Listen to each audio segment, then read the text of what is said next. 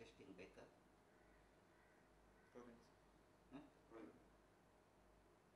ಈ ಕಾನೂನು ಸುಧಾರಣಾ ಸಂಸ್ಥೆ ಒಂದು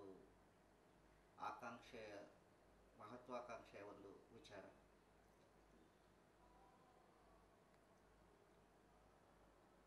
ಅದಕ್ಕೆ ಅನುಗುಣವಾಗಿ ನಮ್ಮ ಧ್ಯೇಯೋದ್ದೇಶಗಳನ್ನು ನಾವು ರೂಪಿಸಿಕೊಂಡಿದ್ದೇವೆ.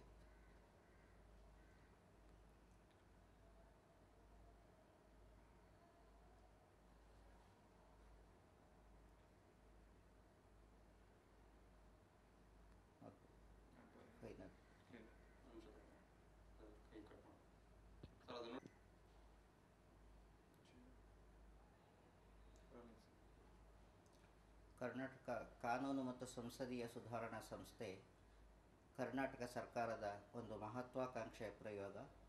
ಇದು ಒಂದು ಹೊಸ ಪ್ರಯೋಗ. ಇಂಥ ಒಂದು ಪ್ರಯೋಗ ಇಡೀ ದೇಶದಲ್ಲಿ ಬೇರೆ ರಾಜ್ಯಗಳಲ್ಲಿ ಆಗಿಲ್ಲ ಅಂತಕ್ಕಂಥ ವಿಚಾರಗಳು ಸಹ ಇದೆ. ಅದಕ್ಕೆ ಅನುಗುಣವಾಗಿ ಈ ಸಂಸದೀಯ ಪ್ರಜಾಪ್ರಭುತ್ವಕ್ಕೆ ಬದ್ಧವಾದ ಒಂದು ಅಭಿವೃದ್ಧಿಶೀಲ ದೇಶದ ಹಿನ್ನೆಲೆಯಲ್ಲಿ ಸಂಸ್ಥೆಯನ್ನು ಕಾನೂನು ಮತ್ತು ಸಂಸದೀಯ ನಡವಳಿಗಳ ಸುಧಾರಣೆ ಅಂಗವಾಗಿ ಒಂದು ಪ್ರಬುದ್ಧ ವೇದಿಕೆಯಾಗಿ ಅಭಿವೃದ್ಧಿಪಡಿಸತಕ್ಕಂಥದ್ದು ಇದು ನಮ್ಮ ಪರಮ ಉದ್ದೇಶ.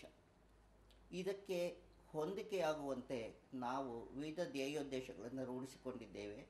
ಇದರಲ್ಲಿ ಶಾಸನೀಯ ಹಾಗೂ ಸಂಸದೀಯ ಸಾಕ್ಷರತೆಯನ್ನು ವರ್ಧಿಸುವಂತಹ ಸಂಶೋಧನಾ ಪ್ರಬಂಧಗಳನ್ನು, ಕೈಪಿಡಿಗಳನ್ನು, ನಿಯತಕಾಲಿಕೆಗಳನ್ನು ಮತ್ತು ವೃತ್ತಪತ್ರಿಕೆಗಳನ್ನು ಪ್ರಕಟಗೊಳಿಸುವುದು ಪ್ರಥಮವಾಗುತ್ತೆ.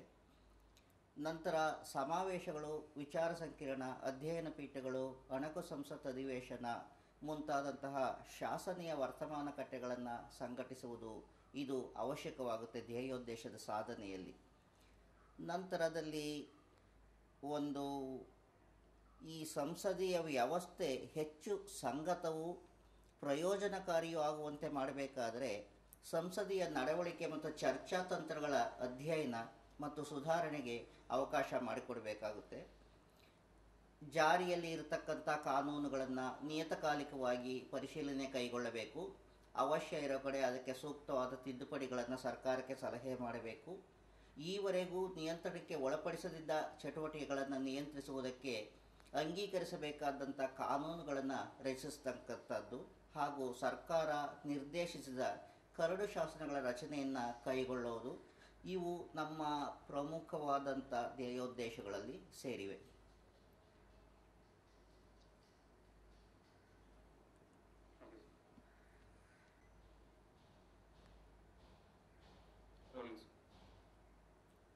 ಬದಲಾಗುತ್ತಿರುವ ಸಾಮಾಜಿಕ ರೀತಿ ನೀತಿಗಳನ್ನು ಆಧರಿಸಿ ಕಾನೂನಿನ ಸಂದರ್ಭ ಮತ್ತು ವಿಷಯಗಳ ಬೆಳವಣಿಗೆಯ ಇತಿಹಾಸ ಇದನ್ನು ಅಧ್ಯಯನ ಮಾಡುವ ಮೂಲಕ ಕಾಲಮಾನಕ್ಕೆ ಅನುಗುಣವಾಗುವಂತಹ ಕಾನೂನು ಮತ್ತು ಅನುಷ್ಠಾನ ವ್ಯವಸ್ಥೆಯತ್ತ ಮುನ್ನೋಟ ಹರಿಸುವುದು ಸಹ ನಮಗೆ ಅವಶ್ಯಕವಾಗುತ್ತೆ.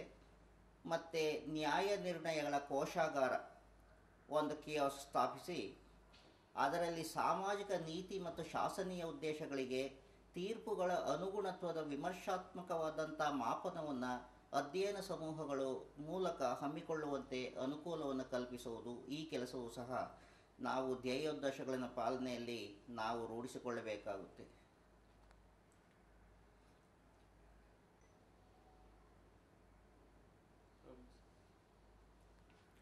ಕಾನೂನಿನ ಸುಧಾರಣೆ ನಮ್ಮ ಧ್ಯೇಯ. ಕಾನೂನು ಮತ್ತು ಸಂಸದೀಯ ವಿಚಾರಗಳಲ್ಲಿ ಸುಧಾರಣೆಯನ್ನು ತರುವುದು ಈ ಕಾರ್ಯ ಎಲ್ಲಿಂದ ಹೇಗೆ ಪ್ರಾರಂಭವಾಗಬೇಕು ಅಂತಕ್ಕಂಥದ್ದು ಮೊದಲನೇ ಪ್ರಶ್ನೆ. ಅದನ್ನು ಸ್ವಲ್ಪ ಕಟ್ ಮಾಡಿಬಿಡಿ, ಅದನ್ನು ಮೊದಲಿಂದನೇ ತಗೊಂಡ್ಬಿಡಿ.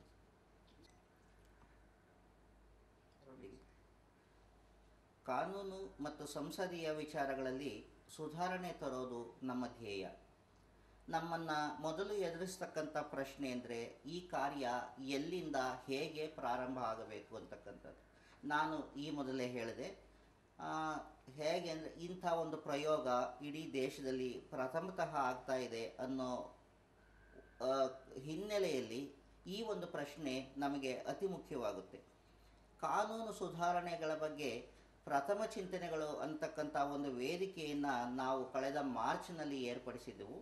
ಇದರಲ್ಲಿ ಕಾನೂನಿನ ಸುಧಾರಣೆ ಹೇಗೆ ಮತ್ತು ಎಲ್ಲಿಂದ ಆಗಬೇಕು ಅನ್ನೋದ್ರ ಬಗ್ಗೆ ಪ್ರಬುದ್ಧರ ವಿಚಾರಗಳನ್ನು ನಾವು ಸಂಗ್ರಹಿಸಿ ಆ ಒಂದು ವೇದಿಕೆಯಲ್ಲಿ ಅಭಿವ್ಯಕ್ತವಾಗುವಂತೆ ಏರ್ಪಾಡು ಮಾಡಿದ್ದೆವು. ಈ ಒಂದು ಕಾರ್ಯಕ್ರಮ ತುಂಬ ಉಪಯುಕ್ತವಾಗಿ, ಅಂದರೆ ನಮ್ಮ ಮುಂದಿನ ಕಾರ್ಯಗಳು, ಮುಂದಿನ ಚಟುವಟಿಕೆಗಳು ಯಾವ ದಿಕ್ಕಿನಲ್ಲಿ ನಡೆಯಬೇಕು ಅಂತಕ್ಕಂಥದ್ರ ಬಗ್ಗೆ ಸಾಕಷ್ಟು ಸಲಹೆ ಸೂಚನೆಗಳು ಬಂದವು. ಇದರಲ್ಲಿ ಪ್ರಮುಖವಾದವು ಅಂದರೆ ಈ ಪ್ರಚಲಿತ ವಿಷಯಗಳು ಏನಿದೆ ಇದರ ಬಗ್ಗೆ ಸಾಮಾನ್ಯರಿಗೆ, ವೃತ್ತಿಪರರಿಗೆ ಮತ್ತು ಪ್ರಬುದ್ಧರಿಗೆ ಸಹ ಅವರವರ ತಿಳಿವಿನ ಮಟ್ಟದಲ್ಲಿ ಒಂದು ಜ್ಞಾನ ಸಂವಹನೆ ಆಗುವಂತೆ ಚರ್ಚೆ ಸಮಾಲೋಚನೆಗಳನ್ನು ಏರ್ಪಡಿಸಬೇಕು ಅಂತಕ್ಕಂಥದ್ದು. ಮತ್ತು ಜನಸಾಮಾನ್ಯರಲ್ಲಿ ಅರಿವು ಮೂಡಿಸಬೇಕು. ಕಾನೂನು ಮತ್ತು ಸಂಸದೀಯ ಪದ್ಧತಿಗಳ ಬಗ್ಗೆ ಅವರಲ್ಲಿ ಸಹ ಅರಿವು ಮೂಡಿಸ್ತಕ್ಕಂಥದ್ದು ನಮ್ಮ ಪ್ರಥಮ ಕೆಲಸ ಆಗಬೇಕು. ಈ ಎರಡು ವಿಷಯಗಳು ಪ್ರಧಾನವಾಗಿ ಈ ಒಂದು ಸಮಾವೇಶದಲ್ಲಿ ಮೂಡಿಬಂದದ್ದು. ಈ ಸುಧಾರಣೆ ವಿಷಯ ಬಂದಾಗ ಸುಧಾರಣೆ ಎಲ್ಲಿಂದ ಪ್ರಾರಂಭ ಆಗಬೇಕು? ಈ ವಿಷಯದಲ್ಲಿ ಮೊದಲನೆಯದಾಗಿ ಸುಧಾರಣೆ ಇಡೀ ವ್ಯವಸ್ಥೆಯಲ್ಲಿ ಆಗಬೇಕು. ಈ ವ್ಯವಸ್ಥೆಯ ಯಾವುದೋ ಒಂದು ಭಾಗದಲ್ಲಿ ನಾವು ಸುಧಾರಣೆ ತರೋದ್ರಿಂದ ಪ್ರಯೋಜನ ಆಗೋದಿಲ್ಲ. ಈ ವ್ಯವಸ್ಥೆ ಅಂದರೆ ಏನು? ಇದರಲ್ಲಿ ಮೊದಲನೆಯದಾಗಿ ಈ ಕಾನೂನುಗಳನ್ನು ರೂಪಿಸತಕ್ಕಂಥ ಒಂದು ವ್ಯವಸ್ಥೆ ಇದೆ. ಈ ಕಾನೂನುಗಳ ವಿಷಯ ಯಾವುದಾಗುತ್ತೆ? ಸಾಮಾಜಿಕ ಆಡಳಿತದಲ್ಲಿ ನಾವು ಏನನ್ನು ಅಳವಡಿಸಿಕೊಂಡು, ಯಾವ ಒಂದು ಕಾರ್ಯಕ್ರಮಗಳನ್ನು ನಾವು ಅಳವಡಿಸಿಕೊಂಡು ಆಡಳಿತವನ್ನು ರೂಪಿಸಬೇಕು ಅಂತಕ್ಕಂಥದ್ದು ನೀತಿ ನಿರ್ಧರಣೆ ಆಗ್ತದೆ. ಈ ನೀತಿ ನಿರ್ಧರಣೆ ಒಂದು ಕಾರ್ಯಾಂಗದ ಮಟ್ಟದಲ್ಲಿ ಆಗತಕ್ಕಂಥ ಕೆಲಸ. ಈ ನೀತಿ ನಿರ್ಧರಣೆಯನ್ನು ಮುಂದೆ ಶಾಸಕಾಂಗದ ಮುಂದೆ ಸರ್ಕಾರ ಇಟ್ಟು ಅದಕ್ಕೆ ಶಾಸಕಾಂಗದ ಒಂದು ಅನುಮೋದನೆಯನ್ನು ಪಡೆದುಕೊಳ್ತಕ್ಕಂಥದ್ದು ಇದು ಶಾಸನ ರಚನೆ ಪ್ರಕ್ರಿಯೆ ಆಗ್ತದೆ. ಇದರಿಂದ ಯಾವ ಒಂದು ನೀತಿಯನ್ನು ಶಾಸಕಾಂಗ ಒಪ್ಪುತ್ತೆ ಅದು ಕಾನೂನಾಗ್ತದೆ. ಆ ಕಾನೂನನ್ನು ಮುಂದೆ ಅದನ್ನು ಅನುಷ್ಠಾನ ಮಾಡ್ತಕ್ಕಂಥದ್ದು ಹೇಗೆ? ಅದು ಸರಿಯಾಗಿ ಅನುಷ್ಠಾನವಾಗದೇ ಇದ್ದರೆ ಕಾನೂನಿನ ಪ್ರಯೋಜನ ಆಗೋದಿಲ್ಲ ಅನ್ನತಕ್ಕಂಥ ದೃಷ್ಟಿಯಲ್ಲಿ ಕಾನೂನಿನಲ್ಲಿ ಕೇವಲ ಸರ್ಕಾರ ಆಡಳಿತದಲ್ಲಿರ್ತಕ್ಕಂಥ ಕಾರ್ಯಾಂಗ ಯಾವ ಕಾರ್ಯಕ್ರಮಗಳನ್ನು ಅಥವಾ ಯಾವ ನೀತಿಯನ್ನು ನಾವು ಅಳವಡಿಸಿಕೊಳ್ಳಬೇಕು ಅನ್ನೋದನ್ನು ಹೇಳುತ್ತೆ. ಆ ನೀತಿಯನ್ನು ಹೇಗೆ ನಾವು ರೂಢಿಸಬೇಕು ಅಂತಕ್ಕಂಥದ್ದಕ್ಕೆ ಶಾಸಕಾಂಗ ಮೂಲ ನೀತಿಯನ್ನು ಕಾಯ್ದೆಗಳಲ್ಲಿ ಹೇಳಿ ಅದರ ಅನುಷ್ಠಾನವನ್ನು ಸಾಮಾನ್ಯವಾಗಿ ಅಧೀನ ಶಾಸನಗಳಿಗೆ, ಅಂದರೆ ಕಾರ್ಯಾಂಗ ನಿಯಮಗಳನ್ನು ಮತ್ತು ಯೋಜನೆಗಳನ್ನು ರೂಪಿಸಿಕೊಂಡು ಕಾರ್ಯಗತಗೊಳಿಸಬೇಕು ಅನ್ನೋ ಒಂದು ರೀತಿಯಲ್ಲಿ ಶಾಸನ ರಚನೆ ಆಗುತ್ತೆ. ಈ ರೀತಿ ಅಧೀನ ಶಾಸನಗಳ ರಚನೆ ಅಂದರೆ ಕಾನೂನಿನ ಧ್ಯೇಯೋದ್ದೇಶಗಳನ್ನು ಈಡೇರಿಸತಕ್ಕಂಥ ರೀತಿಯಲ್ಲಿ ನಿಯಮಗಳನ್ನು ರೂಢಿಸಿಕೊಂಡು ಬರ್ತಕ್ಕಂಥದ್ದು ಇದು ಕಾರ್ಯಾಂಗವೇ ಮಾಡ್ತಕ್ಕಂಥ ಕೆಲಸ. ಮೂಲ ಶಾಸನ, ಅಧೀನ ಶಾಸನ, ಈ ಎರಡರ ರಚನೆ ಕಾರ್ಯ ಸಂಪೂರ್ಣ ಆದ ಮೇಲೆ ಇದರಿಂದ ಬರ್ತಕ್ಕಂಥ ಯಾವ ಒಂದು ಸಂದೇಹಗಳು ಇದೆ, ವ್ಯಾಖ್ಯಾನದಲ್ಲಿ ಗೊಂದಲಗಳು ಇವೆ, ಅಥವಾ ಇದರ ಒಂದು ಈ ಕಾನೂನನ್ನು ಉಲ್ಲಂಘನೆ ಮಾಡೋದರಿಂದ ಯಾವ ಪರಿಣಾಮಗಳಾಗುತ್ತೆ, ಇದನ್ನು ಯಾವ ರೀತಿ ಸುಧಾರಿಸಬೇಕು, ಈ ವಿಷಯಗಳು ನ್ಯಾಯಾಂಗದ ಮುಂದೆ ಹೋಗ್ತಕ್ಕಂಥದ್ದು ವ್ಯವಸ್ಥೆಯ ಲಕ್ಷಣ. ಈ ದೃಷ್ಟಿಯಿಂದ ರಾಜ್ಯಾಡಳಿತದಲ್ಲಿ ಕಾರ್ಯಾಂಗ, ಶಾಸಕಾಂಗ ಮತ್ತು ನ್ಯಾಯಾಂಗ ಇವು ಮೂರು ಸೇರಿ ಸಾರ್ವಭೌಮ ಸರ್ಕಾರವನ್ನು ನಡೆಸ್ತಕ್ಕಂಥ ವ್ಯವಸ್ಥೆ. ಇದರಲ್ಲಿ ಎಲ್ಲೇ ಒಂದು ದೋಷ ಏರ್ಪಟ್ಟರೂ ಸಹ ಇಡೀ ವ್ಯವಸ್ಥೆ ಅದನ್ನು ಕಾಡುತ್ತೆ, ಇಡೀ ವ್ಯವಸ್ಥೆಯನ್ನು ಅದು ಕಾಡುತ್ತೆ. ಈ ಕಾನೂನು ಮಾಡಿದ ಮೇಲೆ ಅದನ್ನು ಸಾರ್ವತ್ರಿಕ ಸಾಮಾಜಿಕ ಬದುಕಿಗೆ ಅಳವಡಿಸಿ ಅದನ್ನು ಮತ್ತೆ ಪರಿಶೀಲನೆ ಮಾಡ್ತಕ್ಕಂಥ ಕೆಲಸವೂ ಆಗಬೇಕು. ಅಂದರೆ ಇದು ಸರಿಯಾದ ನಿಟ್ಟಿನಲ್ಲಿ ಅನುಷ್ಠಾನ ಆಗ್ತಾ ಇದೆಯೇ ಇಲ್ಲವೇ ಅಂತಕ್ಕಂಥದ್ದು ಕೂಡ ಆಗಬೇಕು. ಇದಕ್ಕೂ ನಮ್ಮ ವ್ಯವಸ್ಥೆಯಲ್ಲಿ ರೂಢಿಯಾಗಬೇಕು. ಸೊ ಈ ರೀತಿ ಒಂದು ಕಾರ್ಯಾಂಗ, ಶಾಸಕಾಂಗ ಮತ್ತು ನ್ಯಾಯಾಂಗದ ವ್ಯವಸ್ಥೆ ಏನಿದೆ ಇದರ ಜೊತೆಗೆ ಕಾನೂನು ಮತ್ತು ಅಧೀನ ಶಾಸನಗಳ ಸತ್ವ ಇವು ಇಷ್ಟು ಸೇರಿ ಮತ್ತು ಇದರ ಪ್ರಕ್ರಿಯೆ ಹಾಗೂ ಇದರಲ್ಲಿ ಬರತಕ್ಕಂಥ ಅನುಷ್ಠಾನದ ಜವಾಬ್ದಾರಿ ಹೊಂದಿರತಕ್ಕಂಥ ಅಧಿಕಾರಿಗಳು, ಅಧಿಕರಣಗಳು ಇವೆಲ್ಲವೂ ಸೇರಿ ಕಾನೂನಿನ ವ್ಯವಸ್ಥೆ ಆಗ್ತದೆ. ಈ ಕಾನೂನಿನ ವ್ಯವಸ್ಥೆ ನಾವು ಯಾರಿಗೋಸ್ಕರ ರೂಢಿಸಿಕೊಂಡಿದ್ದೇವೆ ಅನ್ನೋ ವಿಷಯವನ್ನು ಸಹ ನಾವು ಮರೆಯುವಂತಿಲ್ಲ. ಈ ಎಲ್ಲ ವ್ಯವಸ್ಥೆಯ ಲಾಭ ಪ್ರಭುವಾದಂಥ ಪ್ರಜೆಗೆ ತಲುಪಬೇಕು ಅಂತಕ್ಕಂಥದ್ದು. ಹೀಗಾಗಿ ಜನಹಿತವನ್ನು ನಾವು ಗಮನದಲ್ಲಿ ಇಟ್ಟುಕೊಂಡೇ ಪ್ರತಿಯೊಂದು ಕಾರ್ಯಕ್ರಮಗಳನ್ನು, ಪ್ರತಿಯೊಂದು ಶಾಸನವನ್ನು, ಪ್ರತಿಯೊಂದು ನಿಯಮವನ್ನು ರೂಪಿಸಬೇಕಾಗುತ್ತೆ. ಯಾವುದೇ ಒಂದು ಕಾನೂನು ಈ ಜನಹಿತವನ್ನು ಕಡೆಗಣಿಸಿದ್ದೇ ಆದರೆ ಅದು ವ್ಯವಸ್ಥೆಯಲ್ಲಿ ಏರ್ಪಡುವಂಥ ಒಂದು ಮೂಲ ದೋಷ ಆಗುತ್ತೆ. ಇದನ್ನು ಸಹ ನಾವು ಸುಧಾರಣೆ ತರುವ ನಿಟ್ಟಿನಲ್ಲಿ ಗಮನದಲ್ಲಿಟ್ಕೊಳ್ಬೇಕು. ಈ ಎಲ್ಲ ವಿಷಯಗಳು ಈ ಒಂದು ಕಾನೂನು ಸುಧಾರಣೆ ಕುರಿತಾದ ಪ್ರಥಮ ಚಿಂತನೆಗಳ ಸಮಾವೇಶದಲ್ಲಿ ಮೂಡಿಬಂತಂಥವು. ಇನ್ನೊಂದು ಓಕೆ ಸರ್. ಓಕೆ.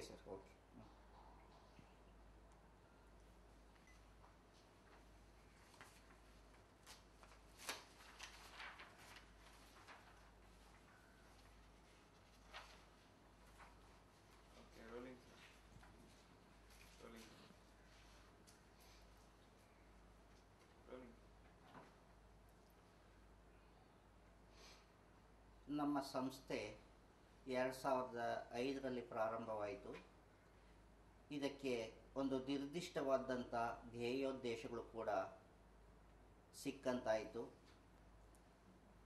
ಮುಂದೆ ಕಾರ್ಯ ಸಾಧನೆ ಚಟುವಟಿಕೆಗಳ ಬಗ್ಗೆ ಗಮನ ಹರಿಸಿ ನಾವು ಏನೇನು ಕಾರ್ಯಕ್ರಮಗಳನ್ನು ಅಳವಡಿಸಿಕೊಳ್ಳಬೇಕು ಈ ಕಾರ್ಯ ಸಾಧನೆಯ ದಾರಿಯಲ್ಲಿ ಅಂತಕ್ಕಂಥ ವಿಚಾರ ಮಾಡಿ ಆಡಳಿತ ಪರಿಷತ್ತಿನ ಸಭೆಯಲ್ಲಿ ಇದನ್ನು ನಿರ್ಣಯಿಸಿಕೊಂಡ್ವು.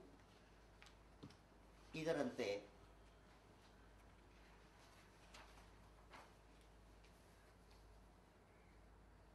ವಿಚಾರ ಸಂಕಿರಣ, ವಿಚಾರಗೋಷ್ಠಿಗಳು ಇವುಗಳನ್ನು ಏರ್ಪಡಿಸತಕ್ಕಂಥದ್ದು ಮೊದಲನೇ ಕೆಲಸವಾಗಬೇಕು. ಅದೇ ನಿಟ್ಟಿನಲ್ಲಿ ಸುದೀರ್ಘವಾದಂಥ ವಿಚಾರಗಳಲ್ಲಿ, ಹೆಚ್ಚು ಗಂಭೀರವಾದಂಥ ವಿಚಾರಗಳಲ್ಲಿ ಸಮಾವೇಶಗಳನ್ನು ಏರ್ಪಡಿಸಿಕೊಳ್ಳೋದು ಮತ್ತು ಕಾನೂನು ಸಾಕ್ಷರತಾ ಕಾರ್ಯಕ್ರಮಗಳನ್ನು ರೂಢಿಸಿಕೊಳ್ಳೋದು. ಇದರಲ್ಲಿ ನಾವು ಮಾಸ್ ಮೀಡಿಯಾ ಅಂತ ಏನು ಹೇಳ್ತೀವಿ, ಈ ವಿದ್ಯುನ್ಮಾನ ಪ್ರಸಾರ ಕಾರ್ಯಕ್ರಮಗಳನ್ನು ಕೂಡ ರೂಢಿಸಿಕೊಂಡು ಅದನ್ನು ಜಾರಿ ತಕ್ಕಂಥದ್ರ ಜೊತೆಗೆ ಈ ಕಾನೂನಿನ ಅರಿವನ್ನು ಮೂಡಿಸತಕ್ಕಂಥ ಪ್ರಕಟಣೆಗಳನ್ನು, ಪುಸ್ತಕಗಳನ್ನು, ಪ್ರಬಂಧಗಳನ್ನು ಪ್ರಕಟಿಸುವುದು ಸಹ ನಾವು ಕಾರ್ಯಕ್ರಮಗಳ ಆಯೋಜನೆಯಲ್ಲಿ ಸೇರಿಸಿಕೊಂಡು ಕಾರ್ಯೋನ್ಮುಖವಾದೆವು. ಇದರಂತೆ ಸಂಸ್ಥೆ ಪ್ರಾರಂಭವಾದ ಸುಮಾರು 1.5-2 ವರ್ಷಗಳಲ್ಲೇ ಕಾರ್ಯೋನ್ಮುಖವಾಗಿ ಜನವರಿ 6ರಲ್ಲಿ ತನ್ನ ಒಂದು ಮೊದಲ ಸಮಾವೇಶವನ್ನು ಏರ್ಪಡಿಸಿ ಜರುಗಿಸಿತು. ಇದು ಮಕ್ಕಳ ಹಕ್ಕುಗಳು ಕಡ್ಡಾಯ ಶಿಕ್ಷಣದ ಬಗ್ಗೆ ಬೆಂಗಳೂರಿನಲ್ಲಿ ಜನವರಿ 2006ರಲ್ಲಿ ನಡೆದಂಥ ಕಾರ್ಯಕ್ರಮ. ಇದಾದ ನಂತರ ಕಾನೂನು ಸುಧಾರಣೆ ಬಗೆಗಿನ ಪ್ರಥಮ ಚಿಂತನೆಗಳು ಇದು ಮಾರ್ಚ್ 2007ರಲ್ಲಿ ಹಮ್ಮಿಕೊಂಡಿದ್ದವು. ಮಾಹಿತಿ ಹಕ್ಕು ಕಾಯ್ದೆ 2005ರ ಕುರಿತಾದ ವಿಚಾರ ಸಂಕಿರಣವನ್ನು ಬೆಳಗಾವಿಯಲ್ಲಿ ಅಕ್ಟೋಬರ್ 2007ರಲ್ಲಿ ಹಮ್ಮಿಕೊಂಡ್ವು. ಅದೇ ತಿಂಗಳು 6ನೇ ತಾರೀಕು ಹುಬ್ಬಳ್ಳಿಯ ಗುರುಸಿದ್ದಪ್ಪ ಕೊತ್ತಂಬರಿ ಕಾಲೇಜಿನ ಆಶ್ರಯದಲ್ಲಿ ಗ್ರಾಹಕವಾದ ಮತ್ತು ಗ್ರಾಹಕ ಕಲ್ಯಾಣ ಈ ಕುರಿತಾದಂಥ ಒಂದು ರಾಷ್ಟ್ರೀಯ ಕಾರ್ಯಾಗಾರವನ್ನು ಏರ್ಪಡಿಸಿ ನಿರ್ವಹಿಸಿದ್ದಾಯಿತು. ಬಾಗಲಕೋಟೆಯಲ್ಲಿ ಪೇಟೆಂಟ್ ರೈಟ್ಸ್ ಕುರಿತಾದ ರಾಷ್ಟ್ರೀಯ ಕಾರ್ಯಕ್ರಮವನ್ನು ಹಮ್ಮಿಕೊಂಡಿದ್ದೇವೆ. ಅದೇ ತಿಂಗಳಲ್ಲಿ ಹುಬ್ಬಳ್ಳಿಯಲ್ಲಿ ಒಂದು ಅಣಕು ಸಂಸತ್ ಅಧಿವೇಶನ ಕಾರ್ಯಕ್ರಮವನ್ನು ಪ್ರಾಯೋಜಿಸಿಕೊಂಡು ಅದರಲ್ಲಿ ವಯೋವೃದ್ಧರಿಗೆ ಸಾಮಾಜಿಕ ರಕ್ಷಣೆ ವಿಧೇಯಕ ಈ ಕುರಿತಾದ ಒಂದು ಅಣಕು ಸಂಸತ್ ಅಧಿವೇಶನದ ಕಾರ್ಯಕ್ರಮವನ್ನು ಹಮ್ಮಿಕೊಂಡು ನಿರ್ವಹಿಸಿದ್ದೇವೆ. ಮತ್ತು ಕಾನೂನು ರಚನೆ ಪ್ರಕ್ರಿಯೆಯನ್ನು ಪ್ರಜಾಪ್ರಭುತ್ವದ ಆಧಾರದಲ್ಲಿ ಬಲಗೊಳಿಸುವ ಬಗ್ಗೆ ಕುರಿತಾದ ಒಂದು ವಿಚಾರ ಸಂಕಿರಣವನ್ನು ಬೆಂಗಳೂರು ಯೂನಿವರ್ಸಿಟಿ ಲಾ ಕಾಲೇಜ್ ಆಶ್ರಯದಲ್ಲಿ ಹಮ್ಮಿಕೊಂಡು ನಿರ್ವಹಿಸಿದ್ದಾಗಿದೆ. ಹಾಗೂ ಮಾಹಿತಿ ತಂತ್ರಜ್ಞಾನ ಕಾನೂನು ಈ ಕುರಿತಾದ ವಿಚಾರ ಸಂಕಿರಣವನ್ನು ಬೆಳಗಾವಿಯ BV ಬೆಲ್ಲದ್ ಲಾ ಕಾಲೇಜಿನ ಆಶ್ರಯದಲ್ಲಿ ನಡೆಸಿದ್ದಾಗಿದೆ. ಮುಂದೆ ಗದಗಿನ SA ಮಾನ್ವಿ ಕಾನೂನು ಕಾಲೇಜಿನ ಸಹಯೋಗದಲ್ಲಿ ಈ ಎನ್ವೈರನ್ಮೆಂಟಲ್ ಲಾ, ಪರಿಸರ ಕಾನೂನಿನ ಬಗ್ಗೆ ಮತ್ತು ಇದರ ಮುಂದಿರತಕ್ಕಂಥ ಸವಾಲುಗಳು ಏನು, ಇದರ ಬಗ್ಗೆ ಒಂದು ರಾಷ್ಟ್ರೀಯ ಕಾರ್ಯಾಗಾರವನ್ನು ಹಮ್ಮಿಕೊಂಡು ನಿರ್ವಹಿಸ್ತಕ್ಕಂಥದ್ದು. ಈ ಮುಂದಿನ ಕಾರ್ಯಕ್ರಮಗಳಲ್ಲಿ ಒಂದು ಯೂನಿಫಾರ್ಮ್ ಸಿವಿಲ್ ಕೋಡ್ ತರೋದ್ರ ಬಗ್ಗೆ ಯಾವುದು ಒಂದು ರಾಯಚೂರಿನ ಕಾಲೇಜಿನಲ್ಲಿ, ಹಾಗೂ ಜಾಗತೀಕರಣದ ಶಕೆಯಲ್ಲಿ ಮಾನವ ಹಕ್ಕುಗಳು ಈ ಕುರಿತಾದ ರಾಷ್ಟ್ರೀಯ ಕಾರ್ಯಕ್ರಮವನ್ನು ಮಂಗಳೂರಿನಲ್ಲಿ ಧರ್ಮಸ್ಥಳ ಮಂಜುನಾಥೇಶ್ವರ ಕಾನೂನು ಕಾಲೇಜಿನ ಸಹಯೋಗದಲ್ಲಿ ಏರ್ಪಡಿಸ್ತಕ್ಕಂಥದ್ದು.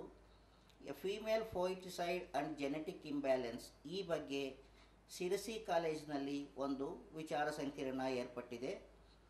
ಮತ್ತು ಆಲ್ಟರ್ನೇಟ್ ಡಿಸ್ಪ್ಯೂಟ್ ರೆಸಲ್ಯೂಷನ್ ಸಿಸ್ಟಮ್ ಈ ಕುರಿತಾದ ವಿಚಾರ ಸಂಕಿರಣವನ್ನು ಗುಲ್ಬರ್ಗಾದ ಸಿದ್ಧಾರ್ಥ ಕಾನೂನು ಕಾಲೇಜಿನ ಸಹಯೋಗದಲ್ಲಿ ನಿರ್ವಹಿಸ್ತಕ್ಕಂಥ ಒಂದು ಕಾರ್ಯಕ್ರಮ ಇದೆ. Concept of social justice under the Indian constitution, regulation and taxation of transaction through optical fibre network, ಮತ್ತು intellectual property rights in information technology, ಇನ್ನೂ ಮುಂತಾದ ವಿಚಾರಗಳಲ್ಲಿ ನಾವು ಈ ಒಂದು ಸಮಾವೇಶಗಳನ್ನು, ರಾಷ್ಟ್ರೀಯ ಕಾರ್ಯಾಗಾರಗಳನ್ನು ಹಮ್ಮಿಕೊಂಡು ನಿರ್ವಹಿಸ್ತಕ್ಕಂಥ ಕಾರ್ಯಕ್ರಮಗಳನ್ನು ಇಟ್ಕೊಂಡಿದ್ದೇವೆ.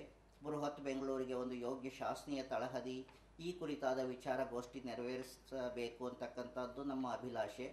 ಹಾಗೂ ಹಂಪಿ ಮಹಿಳಾ ಅಧ್ಯಯನ ಕೇಂದ್ರದಿಂದ ಕೌಟುಂಬಿಕ ದೌರ್ಜನ್ಯ ನಿಷೇಧ ಕಾಯ್ದೆ ಈ ಬಗ್ಗೆ ಒಂದು ವಿಚಾರ ಸಂಕಿರಣವನ್ನು ನಡೆಸಿಕೊಡಿ ಅಂತಕ್ಕಂಥ ಒಂದು ಮನವಿ ಕೂಡ ಬಂದಿದೆ. ಇದನ್ನು ಕೂಡ ನಾವು ಹಮ್ಮಿಕೊಳ್ಳೋರಿದ್ದೇವೆ. ಎಲ್ಲಕ್ಕೂ ಮಿಗಿಲಾಗಿ ಇವತ್ತಿನ ಪ್ರಚಲಿತ ಸಮಸ್ಯೆ ಎಂದರೆ ಯಾವ ಒಂದು ರೈತರ ಸಮಸ್ಯೆಗಳು ಏನಿದೆ ಅವುಗಳನ್ನು ಸುಧಾರಿಸ್ತಕ್ಕಂಥದ್ದು. ಇದಕ್ಕೆ ನಮ್ಮ ಸಂಸ್ಥೆ ಒಂದು ಮಹತ್ವಾಕಾಂಕ್ಷೆಯ ಕಾರ್ಯಕ್ರಮವನ್ನು ಹಮ್ಮಿಕೊಂಡಿದೆ. ಸುಮಾರು 2-3 ದಿನಗಳ ಸಮಾವೇಶದಲ್ಲಿ ಕೃಷಿಕ ಹಕ್ಕುಗಳನ್ನು ಕುರಿತಾದ ವಿಚಾರ ವೇದಿಕೆಯನ್ನು ಏರ್ಪಡಿಸಬೇಕು ಅಂತಕ್ಕಂಥದ್ದು. ಇದಕ್ಕೆ ನಾವು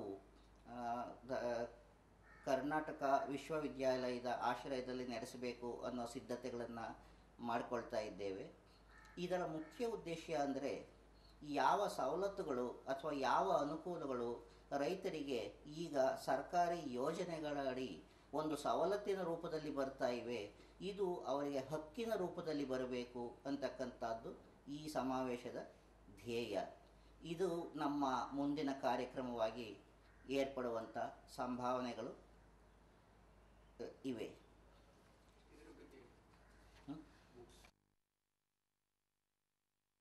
Greed as the driving force cannot stand longer in the light of sustainable development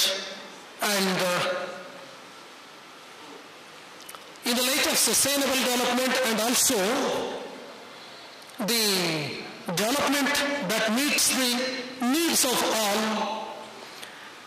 The globalization cannot go with the same greed. We need to understand that we have to grow, and also we should meet only the needs and not the greed. It reminds me of the same saying again, that is, Mother Earth has to answer the need of everybody and not the greed of anybody. We have to tune the process of globalization with this policy, is what I feel. And these remarks I thought I should make, I feel are pertinent to today's topic, that is human rights in the era of globalization.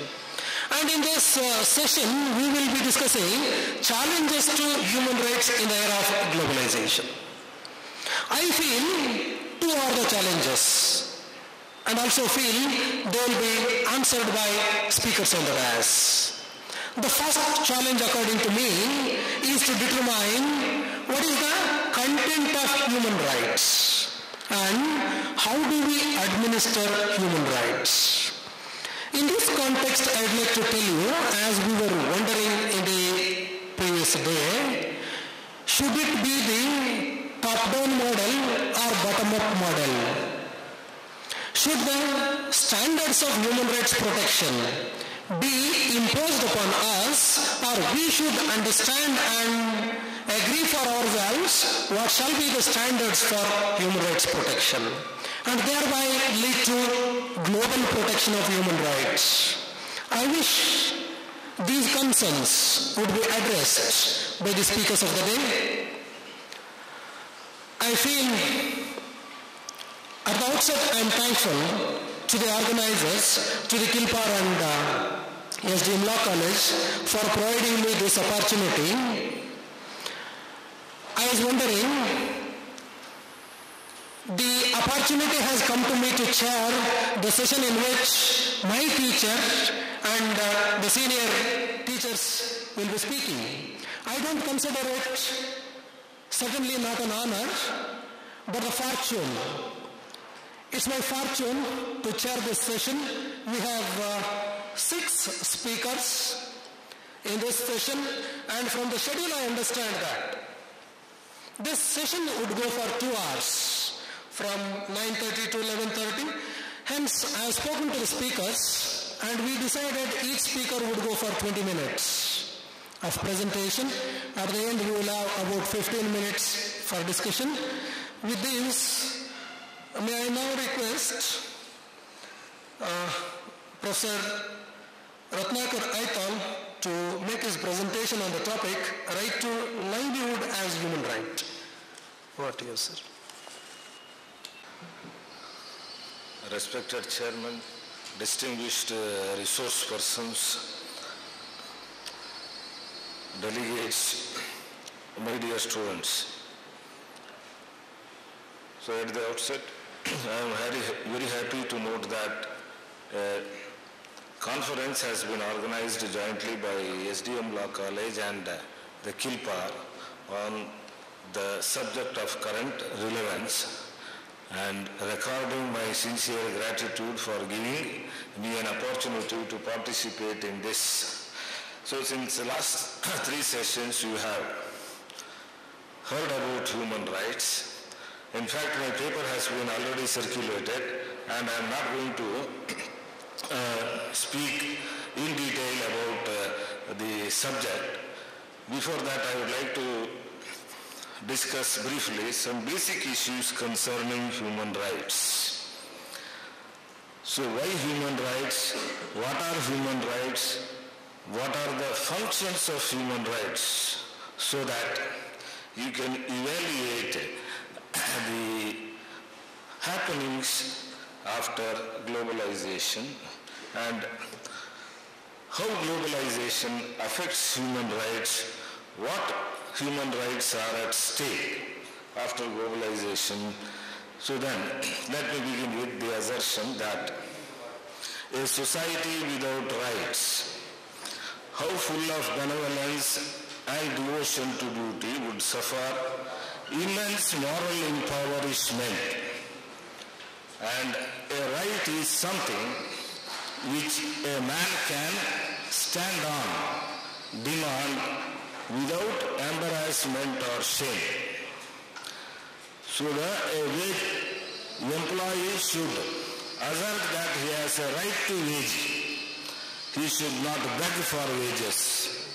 So then the rights are basically meant to enhance human dignity, self-respect, and to protect individual interests against the organized onslaught on him, either by political institutions or by the society.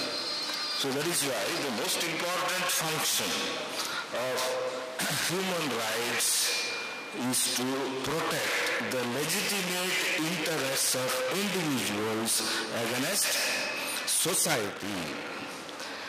So this society includes political institutions, economic institutions, so the various other social practices. So that is why human rights after Second World War became universally accepted minimum standards of decency.